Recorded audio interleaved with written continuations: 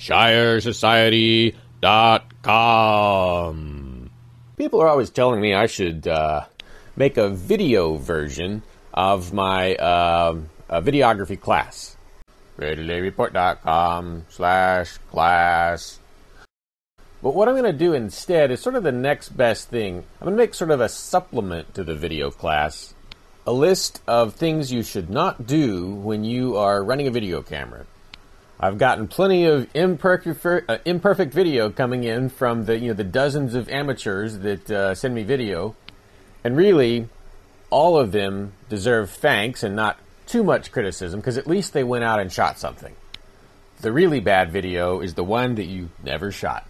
There's a disproportionate amount of video I'm going to show you from the guys at libertyaontour.com, but you'll notice this is older video that they shot when they were first getting started, and a lot of these mistakes they made, they've cured. And by going out and making these mistakes, they hopefully make it easier for you to avoid them. Right there. Right there. You have a deer in your hand. Please take a picture of this officer with a deer in his hand. The number one mistake I see out there is shaky video, and it may be one of the hardest ones to cure.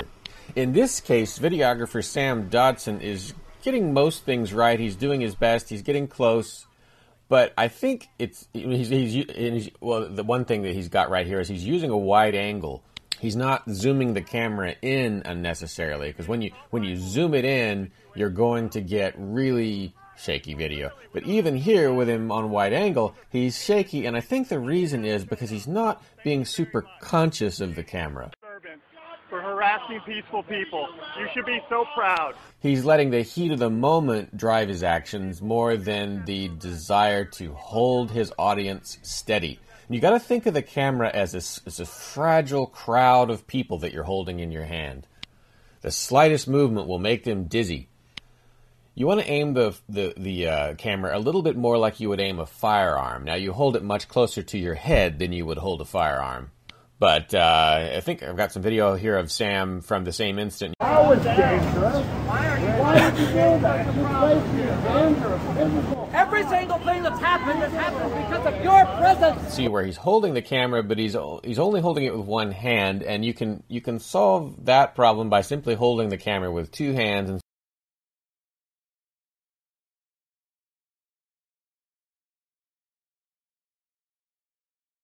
sort of bracing it on something, bracing it on your chest at least if you're being mobile. I mean, by that what I mean was I usually brace my elbow on my chest. My elbow sort of rests on my chest or my lower chest, and then my hand is up close to my eyes with the camera, and the other hand braces it. I keep my thumb far away from the stop button because it's very easy to accidentally stop the camera while you're in the middle of the action. So Sam, of course, got that right too. And he's consistently in the right places. First of all, he's where the action, he's at the event where some action is occurring, and he's also close to what's going on. And that's a mistake a lot of people don't make, is they don't get close enough.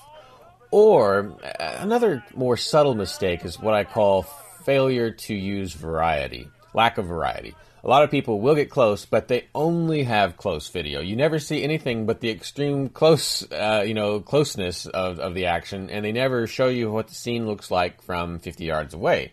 Hardly anyone will do that. Imagine this nice piece shot by Mike Sylvia. He's filming from a distance, but imagine what would happen if he had never. Imagine if he had only shot the close-ups and he'd never given you these shots of the scene, to show you how many people there were. Try to come back with a shot like this if you can. You don't have to use a tripod, but a nice distance shot is good. Can you tell us a little bit of what goes on or how this came to be about? Well, it started in the Tucker Tunnel. Here's another relatively common mistake. People don't seem to be making it as much anymore. But when the Liberty on Tour guys were getting started, they went to one of the perfect locations.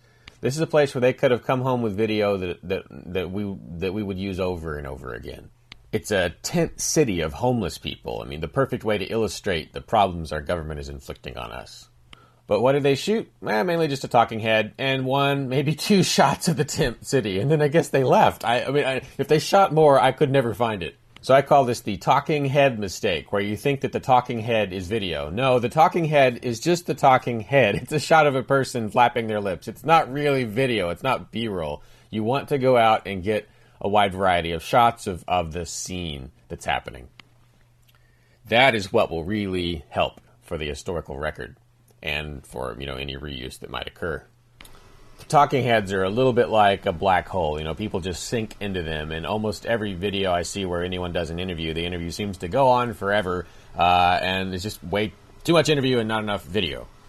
When I do an interview, I will, usually go ahead and illustrate it if I can. If the interview has any length at all, I will dig up my file tape and throw in some pictures of what they're talking about. Now, if you don't have file tape, that's okay too. You can just go to the Wikimedia Commons, and they have stills of almost everything you would want to have. That's commons.wikimedia.org, I believe. But again, shoot video, not just talking heads. Show us what the scene looks like.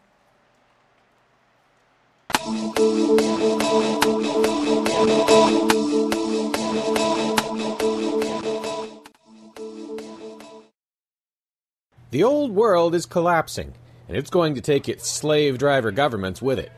But what will rise up in their place? In New Hampshire, the Shire Society has a plan, a thriving web forum, and a history of action. It didn't take long to come up with a plan. You can sign up right now at shiresociety.com.